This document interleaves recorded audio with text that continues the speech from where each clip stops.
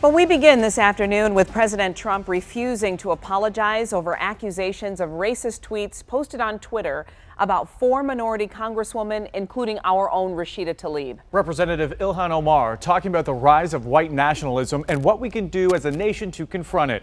Congresswoman Ayanna Pressley saying this is what racism looks like. We are what democracy looks like. And late this afternoon, President Trump responding to those accusations. If you're not happy here, then you can leave. As far as I'm concerned, if you hate our country, if you're not happy here, you can leave. And that's what I say all the time. That's what I said in a tweet, which I guess some people think is controversial. A lot of people love it, by the way. A lot of people love it.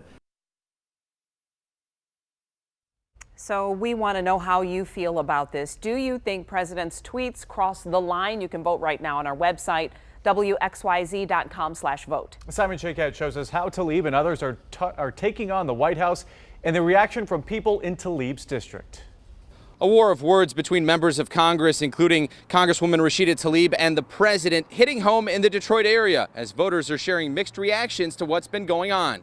I want you to know that you belong, that this is our country, and no amount of hate-filled bullying from the White House is going to change that. Posting this video to social media, Michigan Congresswoman Rashida Tlaib says she'll stand her ground and not be intimidated by a bully. We're going to fight back together, and we're going to become stronger for it. Her statement coming after remarks she and 3 other congresswomen say were insulting. The president had tweeted, quote, "Go back and help fix the totally broken and crime-infested places from which they came." Today, he doubled down at a press conference, saying if you don't like it here, you can leave. She needs to stand up for American values, and I think she's doing that. As far as the ladies, I support them. You know, we need that fire. We showed people this video and more tweets by Tlaib calling the president a weak bully and saying, quote, "You just make me work harder, and I'm proud of my Palestinian roots." In her 13th district, we found voters who also recall Tlaib urging Congress to impeach Trump, sometimes with the use of expletives. She has to remember that she's American, first of all.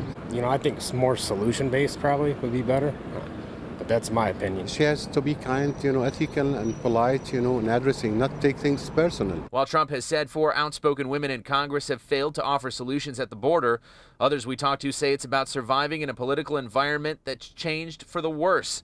As groups like Michigan Roundtable condemn the president's remarks, there's also this take from a Detroiter who backs Tlaib on this. In order to win a fight, you got to get dirty. And Tlaib says she has no plans of backing down because she believes in her message and in standing up for the people of this community. Simon Shakat, 7 Action News.